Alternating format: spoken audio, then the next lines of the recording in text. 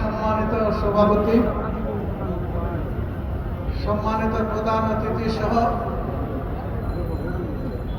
অন্যান্য অতিথিবৃন্দ, সম্মানিত সাংবাদিকবৃন্দ এবং আমার প্রাণপ্রিয় তারুণ্য ভাইরা, আসসালামু আলাইকুম ওয়া রাহমাতুল্লাহ।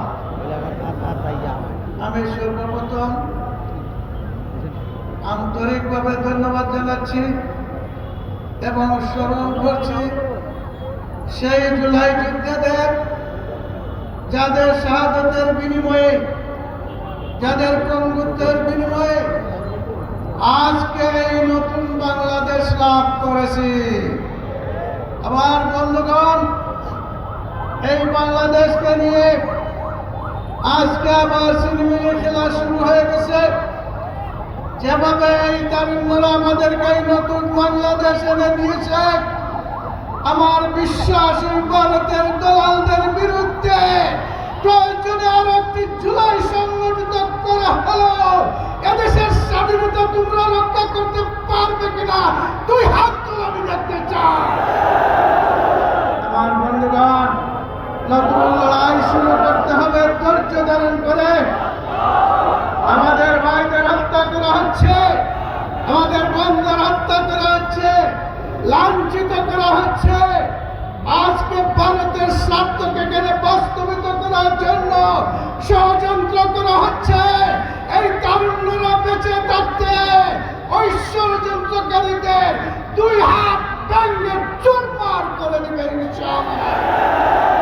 আমি আগামী 12 তারিখের যে নির্বাচন, এই নির্বাচনের সবচেয়ে গুরুত্বপূর্ণ অংশ হচ্ছে এই নির্বাচনে সবাইকে উপস্থিত হতে হবে। কেউ আসলে এই নির্বাচন সেন্টার থেকে দূরে থাকবে না। এরপরে এই নির্বাচনে গিয়ে এর পক্ষে ভোট দিতেই হবে। এই জুলাই যুদ্ধদের স্বীকৃতি দিতে হবে, জুলাই সনদকে স্বীকৃতি দিতে হবে। যারা এই জুলাই সনদের বিরুদ্ধে, ভোটের বিরুদ্ধে অবস্থান করবে, জেনে রাখুন এরা বাংলাদেশ পন্থী নয়, এরা ভারতপন্থী।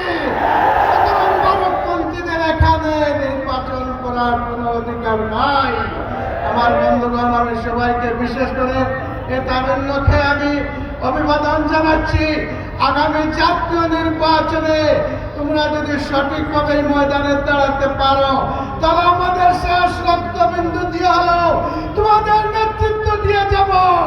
আমি বিশ্বাস করি এই নেতৃত্বে কারা আমার সাথে থাকতে পারবে, সেটা আমি জানতে চাই।